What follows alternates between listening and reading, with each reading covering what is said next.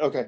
Do you have, in terms of doing like Hangouts and trying to talk about automation, do you have ideas for the best way to do it? Would you say that doing like one topic per call makes a lot of sense, or just free form, or what are your thoughts? I think you have several options. You could definitely freeform it.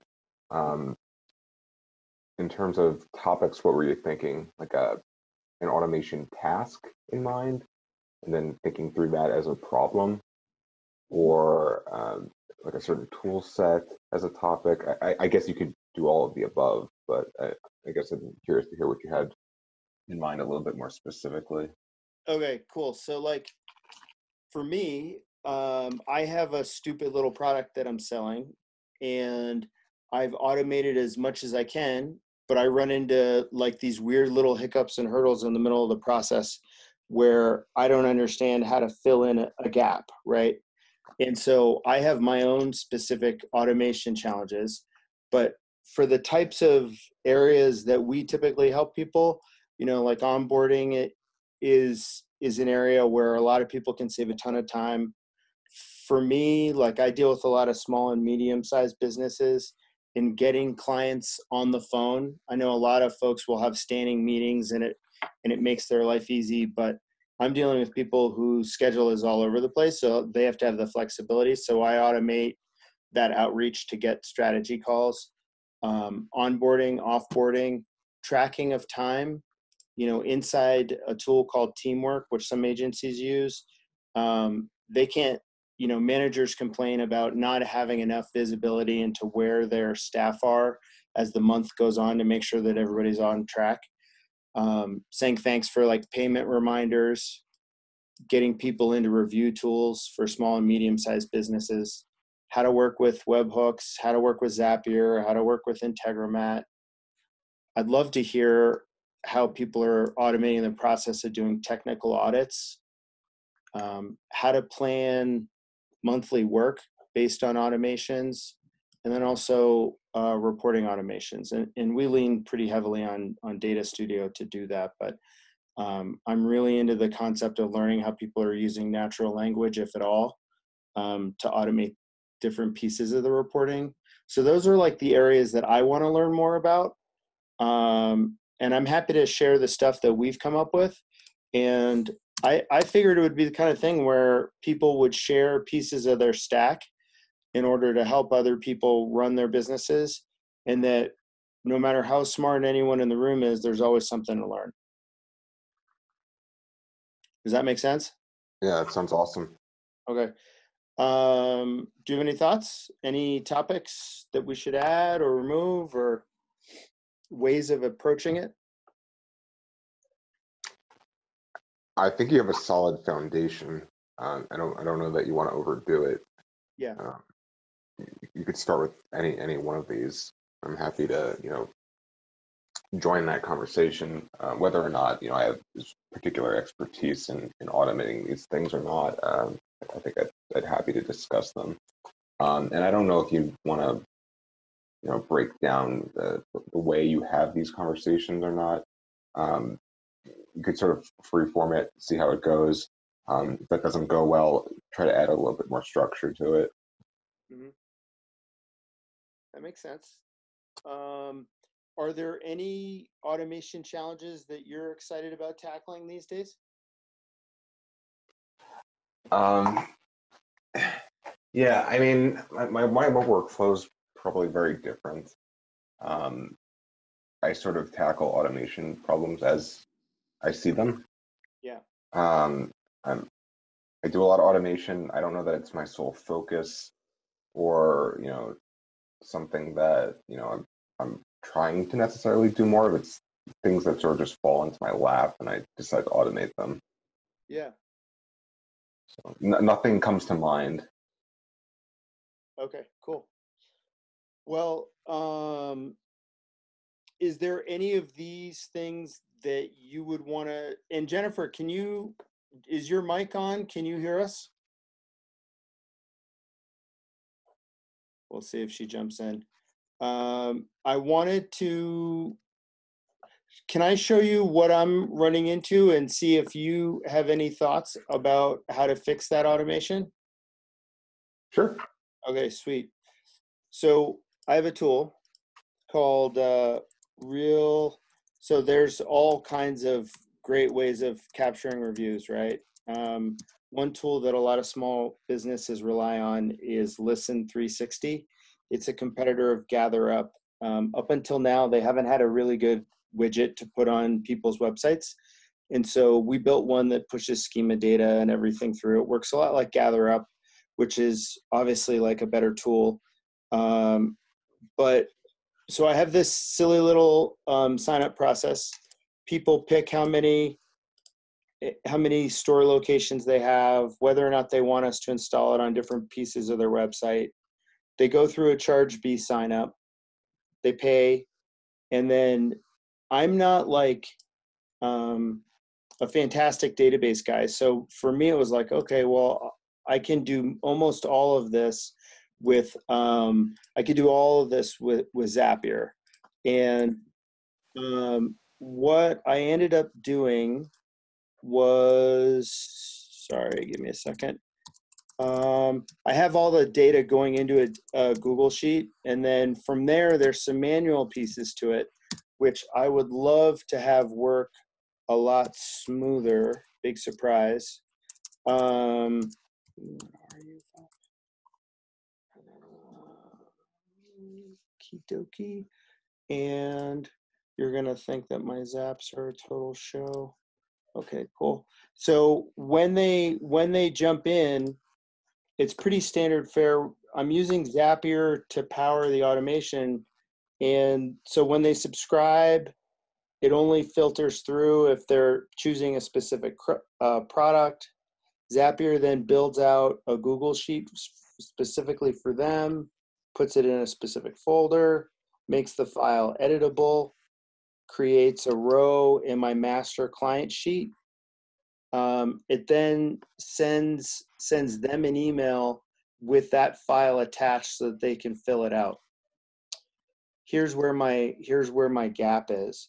I don't have a way of knowing when they filled it out, because this is a custom ID for that specific sheet, and I can't listen to a custom value inside Zapier. I don't understand how to do that.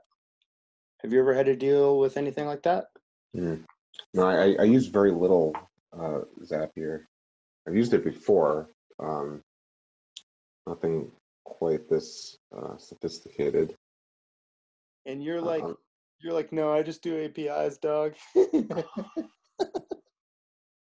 then that's how I would do it. But doesn't mean that I can't think through the problem. Yeah.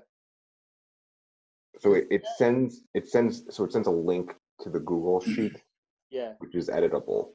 Yep. It looks kind of like this.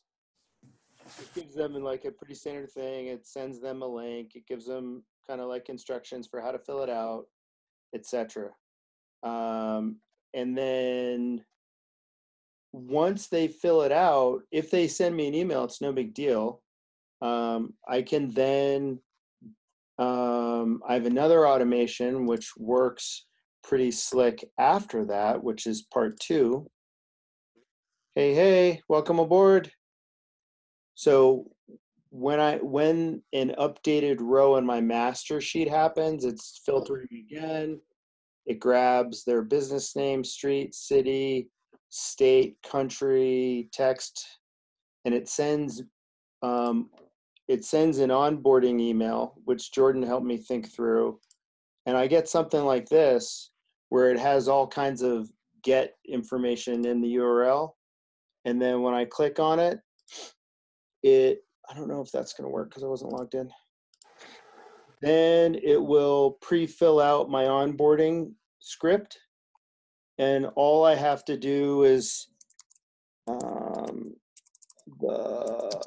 bike shop and choose the structured data for store. When I click save here, it pushes my config file for that particular client up onto the server. and then they're ready to go. I will have kind of built everything out, but I'm not currently notified when they're done with that sheet. All right. And So let's look at how that sheet works. So everyone is given a common template, right? yeah, I'll show it to you. Yeah. And I'm probably being dumb. Like I probably should have done this with Jordan. Am I hijacking this? Is this okay? Go for it, man. Okay. I don't want to be that guy, but I guess I am intrinsically. Okay, cool. Clients, reviews, and these are all like test ones, right? I was just trying to think through the problem.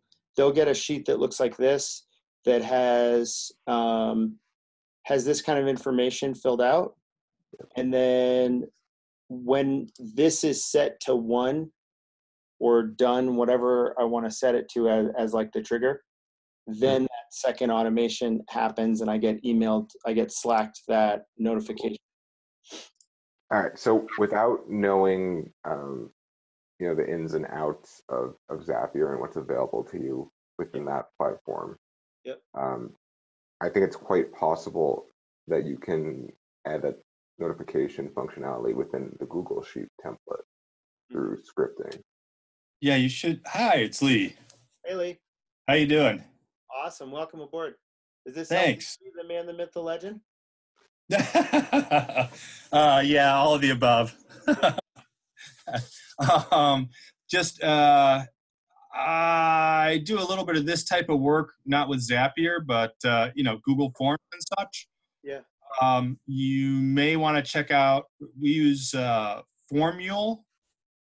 It's a free tool that connects right into your Google Sheets. Yeah. And I usually use it with Google Forms.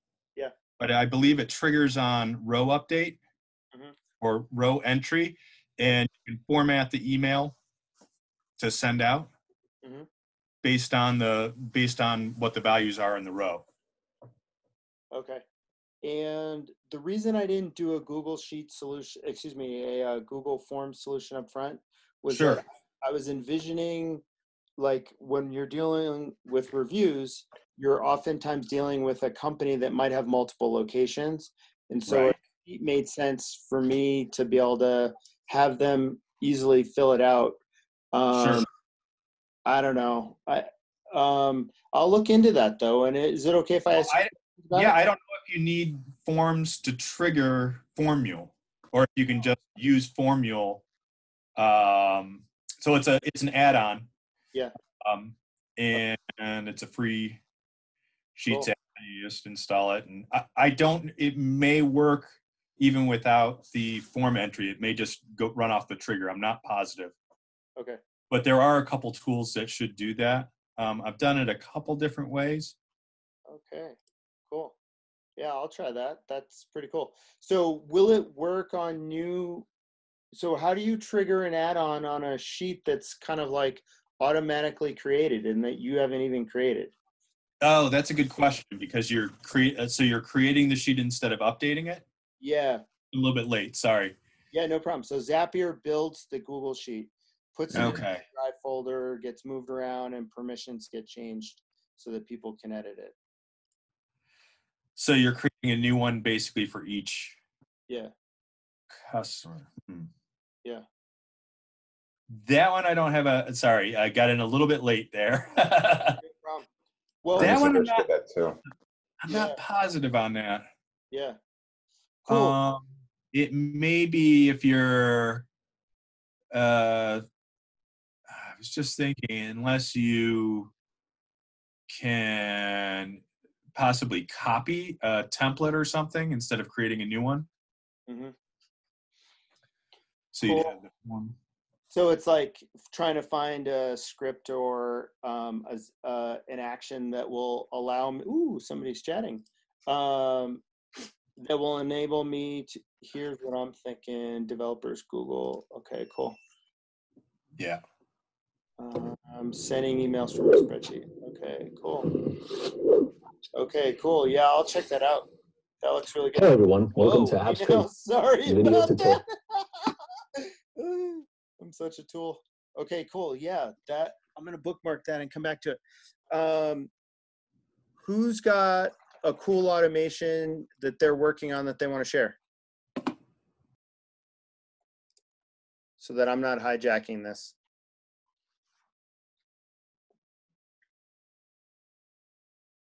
What I would love to know, it's Jordan here, is Paul, you talk a lot about using, I think it's KNIME or KNIME, I'm not sure if I'm pronouncing that properly, to automate a lot of your workflow. And I believe you talk a lot about keyword research. I was wondering, what was your process for going to KNIME versus, say, Google Sheets or serverless structures such as Lambda?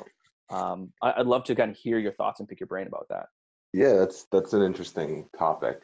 It's KNIME, by the way. Okay. So you're at the first time. So I would not say that I'm an exclusive KNIME user. I may even use Python more often than KNIME, but my agency does use KNIME quite a bit. And the reason that we use KNIME quite a bit is one, we've built some back-end infrastructure around it. But two, due to the sort of like drag and drop nature of it, it really enables some really good automation development that can come from our SEO practitioners or our paid search practitioners rather than the set of developers that we have on staff. It's just a little bit more intuitive, just like Zapier is a little bit more intuitive than writing like a Python script, and it's extremely sophisticated. We can really do anything we want with it. So that was sort of the idea there, and it's worked really well for us. I think it's a pretty accessible platform. Interesting. Yeah, because from my understanding, they have the free desktop version, and then they go into paid plans if you go in the cloud, if I'm not mistaken. Yeah, so we're using the free version in the cloud. We built a custom backend for it where we like type in scripts and they run on schedulers. Okay. So are you using that for like data crunching in terms of like keyword research, or on the like deliverable side, or more on like the internal optimization point? Yeah, no, we're using it for all sorts of things. So it's doing quite a bit of data crunching. It's doing data ingestion. It's creating client deliverables. It's a power horse. We're using it for a lot of things. Cool. Very cool. Are you happy with how the reports look? Yeah, love them. Okay, because I had noticed that they looked a little like some of the example ones did not look super pretty. Oh, I may be using shitty screenshots, but like 90% of our actual client deliverables are just the front end is Tableau, which is being distributed from like our data warehouses. So they look as good as like any other Tableau dashboard. Got it. Okay. I have some visuals in my decks that are a little bit old, really, so I don't have to use real client deliverables in them. Yeah. Cool. I think that's a good segue into like Tableau versus, say, Google Data Studio. What are your thoughts on that? I know Lee is a big advocate and ninja on GDS. Yeah, I mean, that was centered to you. Sorry. yeah, no, it's fine. We have a big deal with Tableau, so we have that license pretty available to our staff. So we use Tableau. It's a little bit more flexible than GDS. GDS is fine. It's free. To get all the data in there, you have to hack it a little bit. You might have to load data through some other systems, but it's totally fine. It does quite a bit. Interesting. So where do you see that breaking point being from, say, GDS to Tableau? Tableau is a little bit more sophisticated, and it allows for ingestion of more data. There's things I also like about GDS more. I think like just being the method in which Google Data Studio dashboards are shareable, I think is just generally better. And Cool. it's a free product for the most part. Cool. Noah, any thoughts? I just haven't done a ton with Tableau at all. I was really stoked on how Google Data Studio was free, before you start thinking about connectors. And as I started to build out my agency, I thought that I'd have a need down the road to have 100 different reports and 100 different clients and hundreds of clients and whatever. And I love the fact that Data Studio wasn't going to charge me by either the data source or the client. And there are definitely gotchas along the way. And Lee, you could talk all about the gotchas. Whether it's trying to work out how blends will or will not work. The restrictions around joins, date formatting, stuff like that. Oh yeah. I mean, in my mind, it's a great tool. It's free. It lowers the bar of entry. It allows you to, do proof of concept sort of things and get things going on a low budget. But to me, it's almost still in beta, especially the advanced functions. Yep. I think you're looking more at, a lot more work on the back end to get your data in shape in a format that's ingestible into Data Studio, where you have more options with something like Tableau, but you've got a bigger investment in Tableau, so you need some people who know how to run it. And I'm not one of those people. If I ever have time, I'll be going through the Tableau stuff too. But it's definitely a notch above generating sheets and charts in spreadsheets. 100%. So that, it's moving in the right direction. If I certainly wouldn't be against Tableau in a lot of situations if you've got enough manpower or horsepower. So have you used anything crazy where you were looking at taking data out of sheets and then putting it into a different data source somehow, like using extract or something like that? Yeah, on my day job we use Click. So that's kind of Data Studio is kind of our guerrilla methodology, and officially we try to move things to the Click platform. Yep. So one of the ideas there is, so my day job is a large industrial company, and it has a parent company that has a bunch of other industrial companies. So we got all sorts of engineers and business people and stuff running around, salespeople doing stuff. My goal is to try to move them to Data Studio, these side projects, and then funnel things that make sense into ClickView, because that's kind of the official platform, and we actually have more reporting support for that. And I've done something. I haven't really gone directly out of Data Studio, like automatic export or something out of Data Studio. It's an interesting idea, though, using that as a kind of an ETL tool to restrict some of the data, but I'm sure there's easier ways to do that.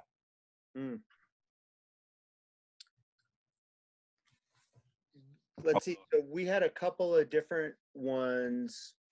Onboarding. Does anyone want to see an onboarding flow, or anyone want to see time tracking, or does anyone have anything to share other than me? I only have this stuff because I wanted to make sure we had something to talk about.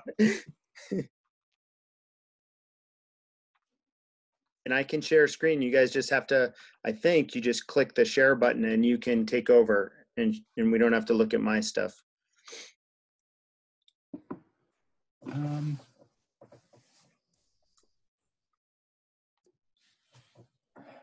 mean, I'm somewhat restricted in I think what I can show. I'm trying to think if I have. Let's see what I can. So I got one right here. Give me a quick second while I pull it up. You guys and girls may find this interesting. Cool. And then can you just take over? Do you hit the share button?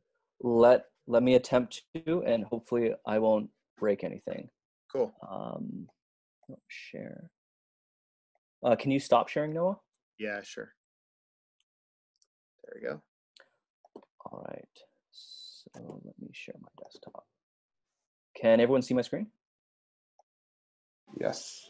Sweet. So what I've done is one of the issues that we kind of keep running into is how do we identify up and coming keywords?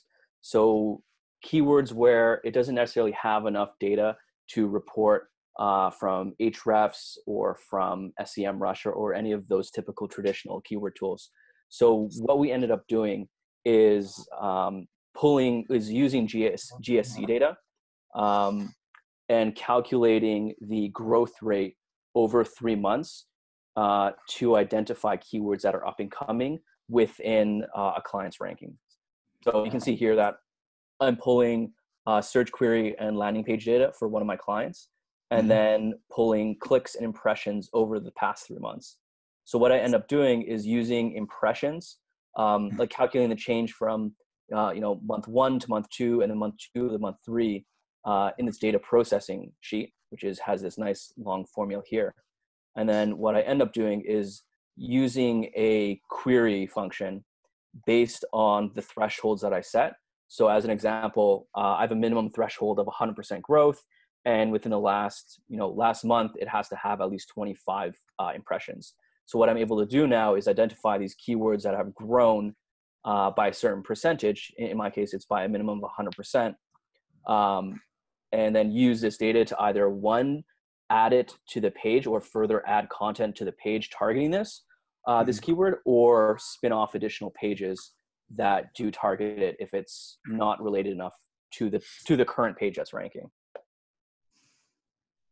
So that's kind of my share. Love to hear everyone's thoughts. I think it's killer. It's awesome. Yeah, no, that's great. I don't know if I wrote a blog post a bajillion years ago about identifying growth opportunities for keywords using Google Trends. Oh, it's a little bit antiquated now. I think I read that a while back. You calculate the slope of change, correct? Yeah, so you looked, you basically averaged out years, and then you calculated slope to determine if it's it's a positive slope or a negative slope, essentially. It's totally antiquated now, and I don't ever recommend working with the unofficial Google Trends API. But someone just informed me, like last week, I didn't even know this existed, but Google Keyword Planner will now give you more than 12 months of search volume data. Something on my agenda as of this week is to actually do like actual modeling on that. That's interesting. What's everyone's go-to API stack?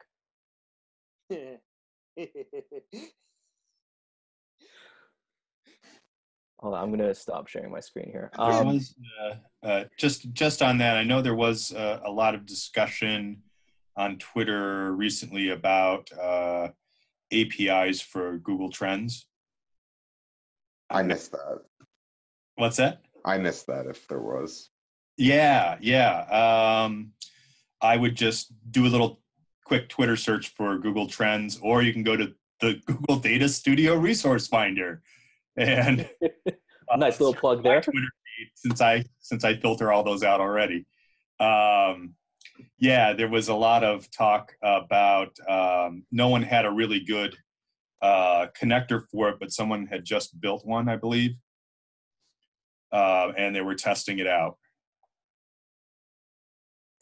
Yeah, so I'd only ever used one in Python, and these and we have another one that we built internally, but it tends to break just because it's not a real API. Yeah, that was kind of what was going on in that conversation, but there were 2 or 3 people who had been working on that from different directions, I believe. So there may be some updates on that. You may want to. Yeah, I'm gonna search right now. Check that out. I have a challenge that Jordan and I have been thinking about, and I feel like I'm asking a dumb question, but I'm going to do it anyway. I want to drive client performance, right? So let's say in March, I optimize a specific page, which in analytics, you can kind of set a custom, you could set an annotation.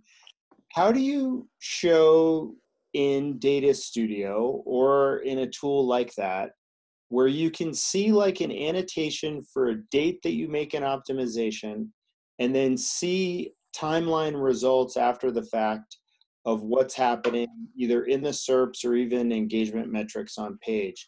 And I understand how to join data between analytics and Google Search Console, but I haven't been able to marry that with a time date stamp of when we optimize something so that we can use it both for monitoring and reporting. Do you have any thoughts on that, Paul or Lee? I know we've talked scattershot before, and that D3 visualization that they have in the developer shared tools was kind of exactly what I was thinking, but I didn't know if you guys, like, basically we need to show our ROI, right, to clients. And when I talk to other SEO agencies, a lot of times they just lean on, well, how much would this traffic cost if it was PPC traffic? And that doesn't really cut it for me. And maybe I'm being lame and thinking that way, but I want to be convinced otherwise, I guess.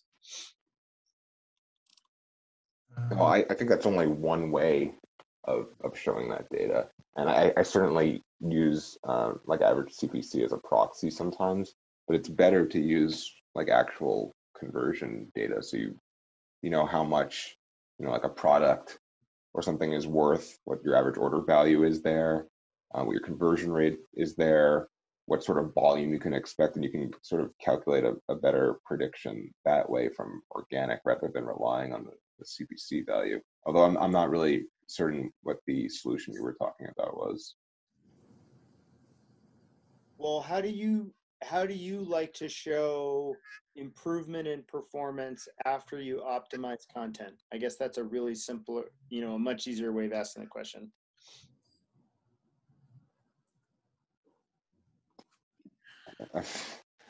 I mean, perhaps I'm missing something. It's it's before and after performance. Mm-hmm. I think you're talking about segmenting out those things that you've updated somehow. Let me share. Yeah. So, now that blending's come along, it's gone a long way, and I was working with Search Console quite a bit, and I'll see if I can share stuff here.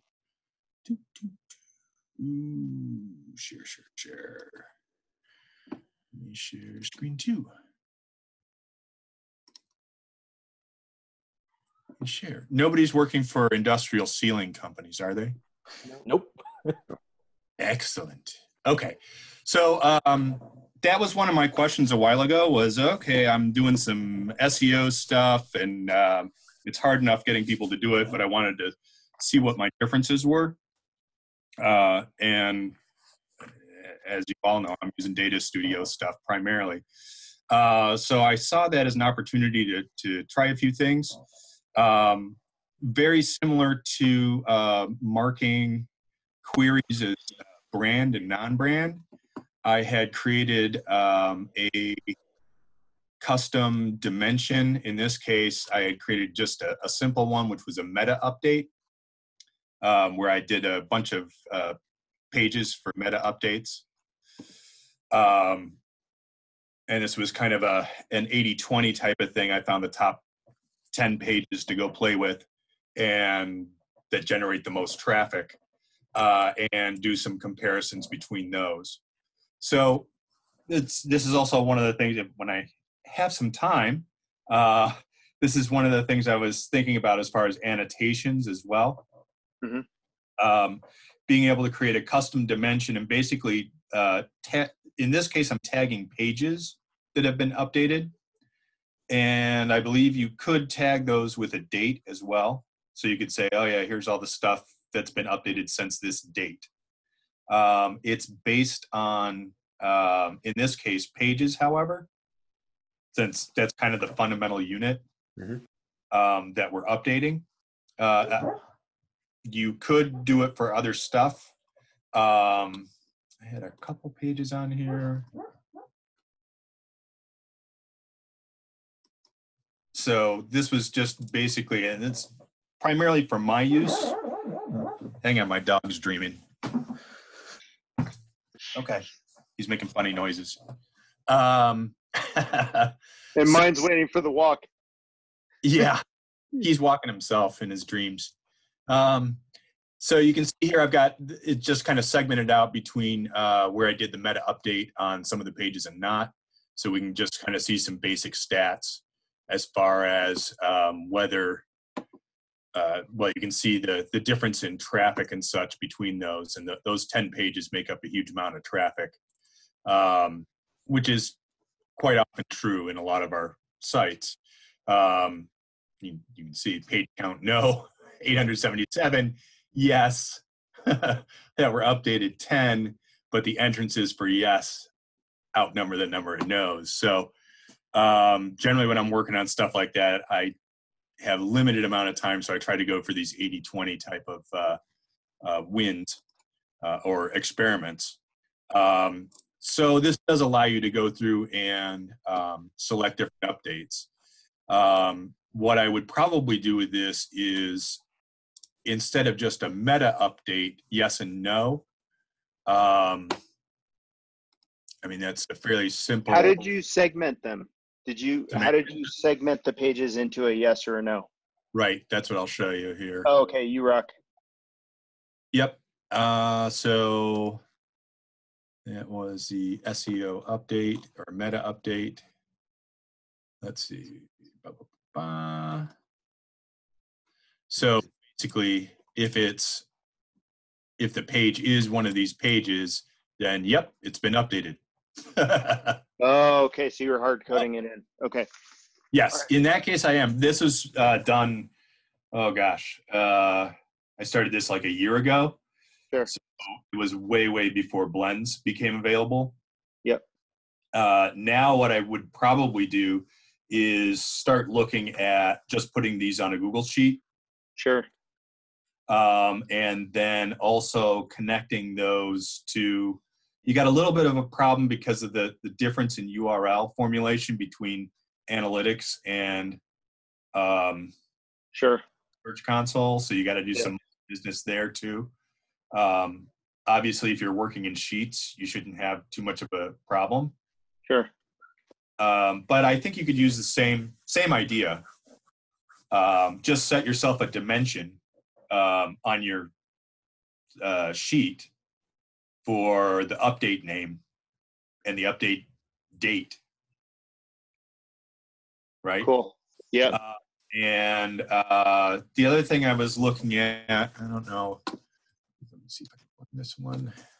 Lee, blending, I assume, is just like a join. Yeah, it's a left outer join. Okay. So unfortunately, that's what you're limited to. So you have to be really careful. I've seen a lot of people mess it up, especially because they think they're getting all the stuff and they're not, or they're multiplying their join accidentally because they're not specific enough on the join keys. Sure, yeah. So it can be kind of tricky there. Let me see what I got here. I was working on annotation. I was laughing because I bug Lee with questions when I break my joint. Don't feel alone. That's kind of my job these days. I'm a karma oriented enterprise. I'm going to have to do, oh, I know how to do this. Sorry. I'm on my work computer, so it makes everything trickier. Just have to go to Firefox. Let's see. So I was working on a couple ideas for this, kind of starting with that because I had done some of that in the past and people have been asking about annotation.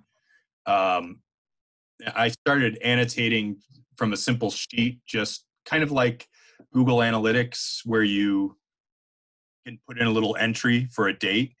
Yeah. And I've been doing that sort of thing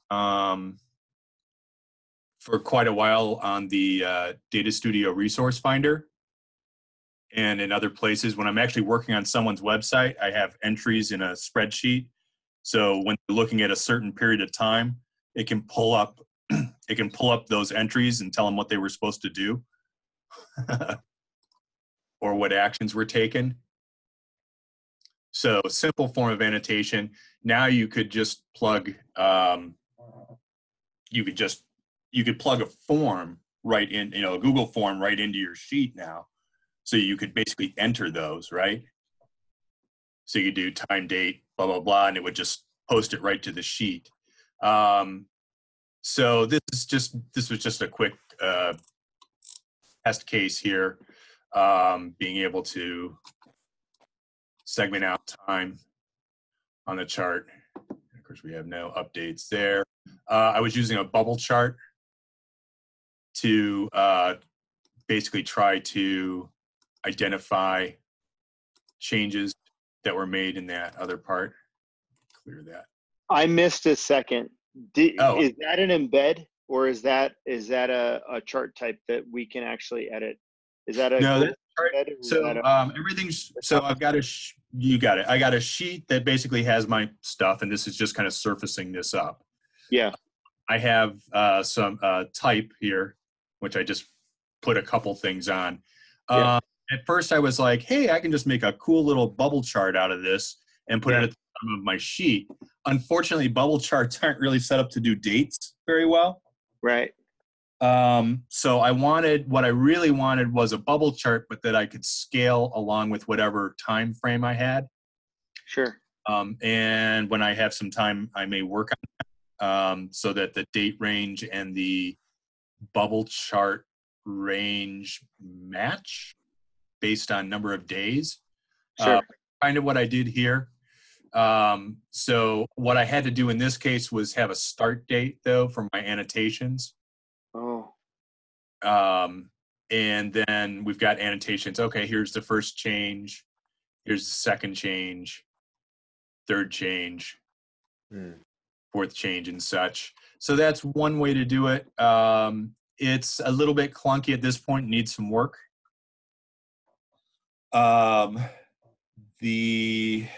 This is what I was telling, how do you say her name? Is it Yulan? This was what I was asking for as a new chart. Yeah. I saw that, and that was, I don't know where you got that example from, but it's awesome. I mean, it seems like this is so useful, and you could have the same data source as the bubble chart on the top as the data in the line chart. And Exactly. It would actually make sense. And exactly. The only thing so it's like if I was going to change something in Data Studio, it would be the bubble chart, allow it to take date on the x-axis. Mm-hmm. Exactly. That's what I meant. Care of everything. Yeah. Right. The other option, and I like that because the bubbles you can put more information in the bubbles, right? Yeah. So that kind of takes care of pretty much everything. In the lack of that, I'm kind of working out ways to say, okay, here's my date range. What's my minimum date and my maximum date? Mm-hmm. Figure the number of days and then scale this chart to the same number of days. Mm-hmm. There's a lot of hacking involved in that, I think, but it's possible. And it can't just filter out the stuff that's in the range. Like, that's why the new chart type makes a ton of sense. So you could use a standard date range and it'll filter the events. Yeah. that's where I'm like, oh, if I can take the date range, calculate the number of days, start day 0 here, and then go up here, fine. Other hacks that you might be able to do there actually would be similar to this. Use a date range or generate a date range off of this, but instead of a bubble chart, change it to a bar chart, and then throw it behind this other chart, right? So it'll show up there. The spikes when you have an actual entry. I might. Sorry, I shouldn't play here, but that just kind of came to me that you'd be able to do that. The only problem with that is the bubble charts are really nice because they allow you to put in all those extra dimensions. Jordan, do you want to mention context? Yeah, so I'm not sure if anyone has seen this, and I just sent it in the group chat, but the guys over at Context are working on a programmatic way to push annotations to GA. And I know that they're working on an integration with Google Data Studio.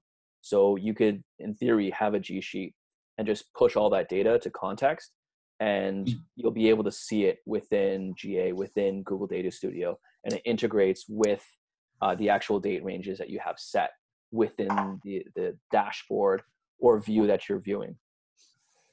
Well, could you do that right now? I mean, could you programmatically throw in using the GA interface? Could you programmatically throw in stuff into a particular dimension? From my understanding, like annotation wise, they don't have that API publicly accessible. No, yeah, but could you just use a separate dimension for it? You could. Yeah, I understand. I understand what you're saying. In other words, integrate the current annotation API and then push that in. That's Jordan, do you want to show what they look like inside of GA? Yeah, let me pull up an example. I've never seen any sort of API around annotations. Yeah, this isn't like an official API integration. This is driven through a Chrome extension right now. No. I follow. Okay. I'm just adding color.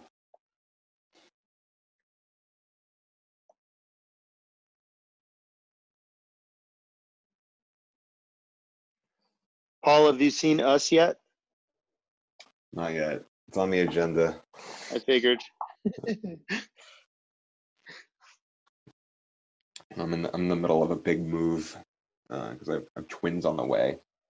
Oh my God. So my weekends and evenings are a bit stacked, to say the least. Are they your first?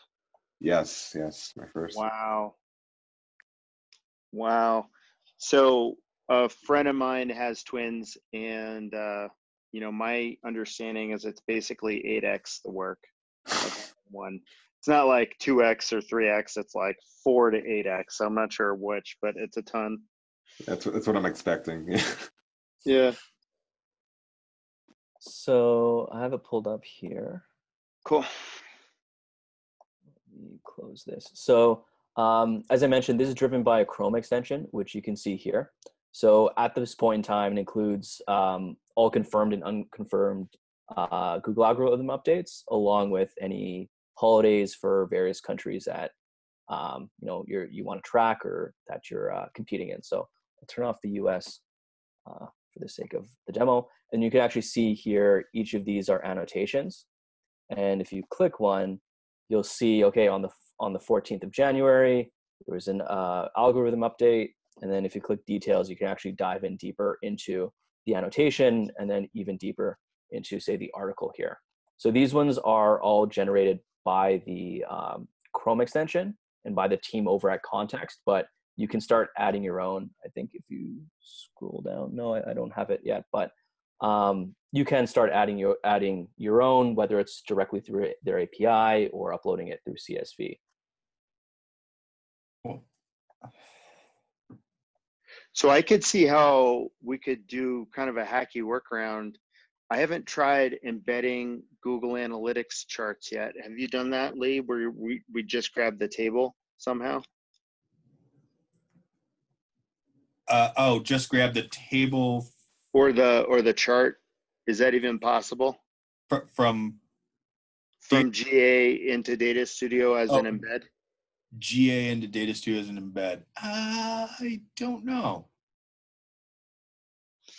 One thing, as you're thinking about that, we were at a meetup last week and I was talking with another agency head.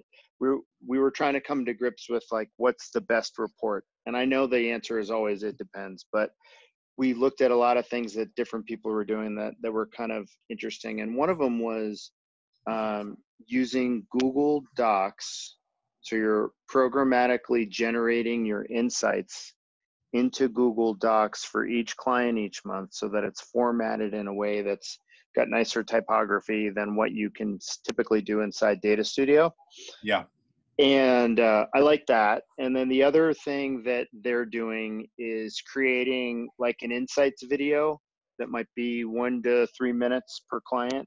Yeah. And they're sharing one of those per client per month.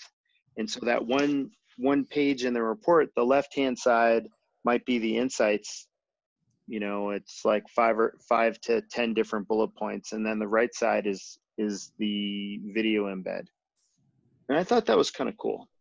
Saves a little bit of time before the meeting, and it allows you to deal with, you get your client focused, and then you get them in a place where they're going to ask you good questions.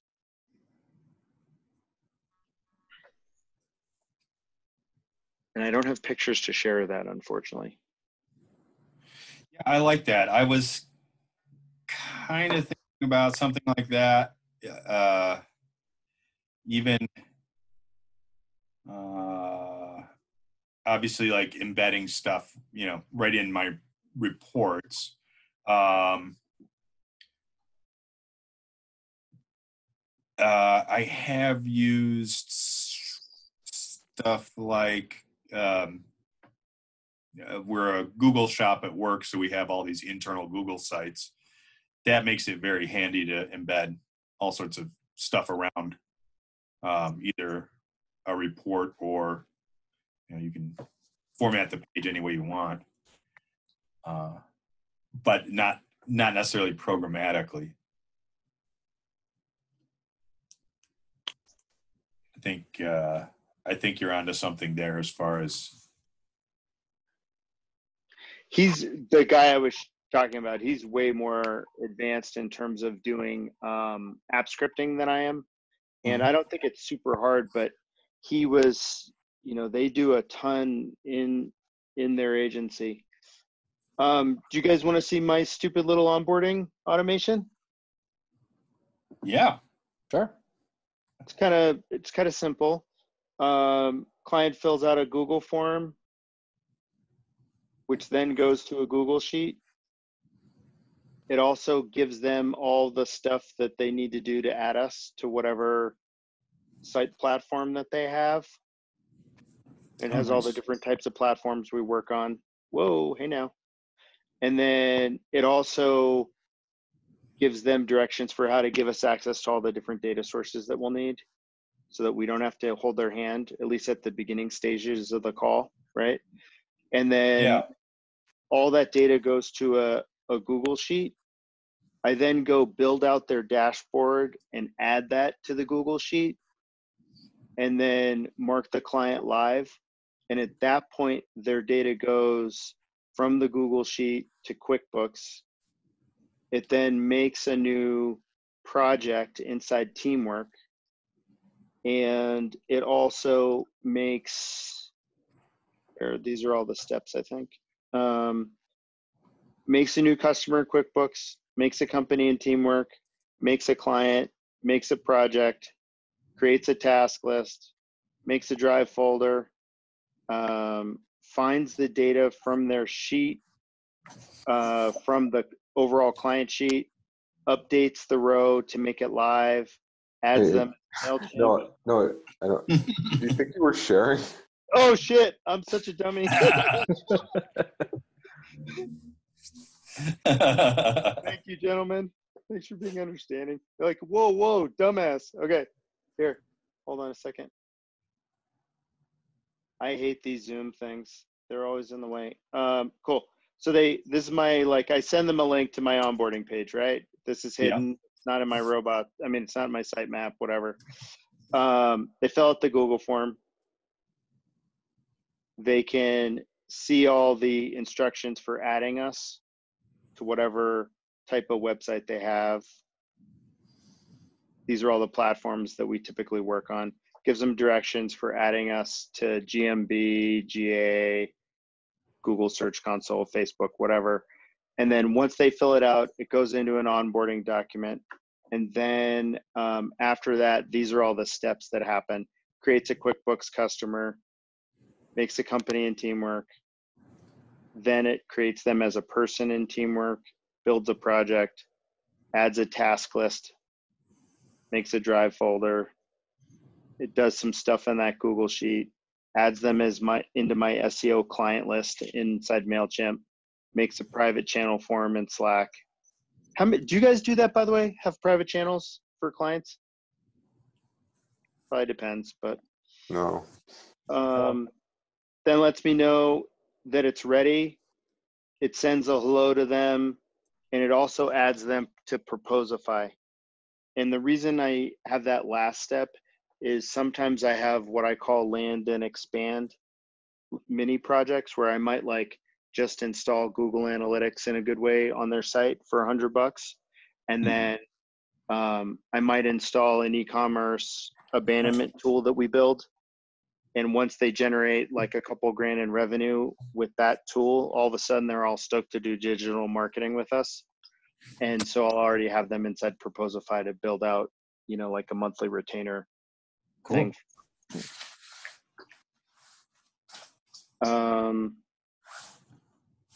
That's one I can share. Anyone else have something they want to share? I think we're at the hour. We're at our hour, right? Yep. Guys, I think you all are connected with me on either Twitter or on Reddit. Please give feedback so we can make this really useful for people so that they're like super stoked to jump in and take part. I don't want to drive the bus. I just wanted to make sure that there was someone who would MC the first one, as it were. But if you have feedback, please send it my way or Jordan's way. We're really glad that you all came. And if you have questions, thoughts, feedback, please send it along. And Paul, congrats. That's really exciting. When's the due date? End of May. Oh, you still have time. Thank God. Barely. Phil and Ted's rock, by the way, if you're looking for a stroller. Navigating Boston, you know, the streets are, depending on where you live in the city, I mean, they can be super narrow. And the Phil and Ted's is really baller. It'll allow you to do 2 kids at once and not be too wide. Nice, we'll take a look. And it's easy to get in and out of the car too, which I thought was really important in a double stroller when we had our 2 little ones. Cool. Cool. I'll take a look. Thank you. Thanks, guys. Have a great weekend. Thank you very much. Thank you. Thanks, everyone. Take care. Yeah. Bye. Hey, Noah, I got to talk to you sometime about your thing. Yeah. Stay on there for a minute. Yeah, I'll stay on. Yeah, or everybody stay on. So I've got an unusual situation at work. Yeah. Where I've kind of convinced them that for us as a manufacturer, we have to work with our distributors more and their properties. Should I stop the recording? You can. In terms of getting going, I mean, we had originally thought of this as being something that had a loose format, and we also felt like we could learn a little bit from you in terms of, you've hosted stuff like this before. We want to drive value for whoever's in it. So do you have any recommendations for what to do? I mean, do you feel like just one topic per call is smart, or what are your thoughts?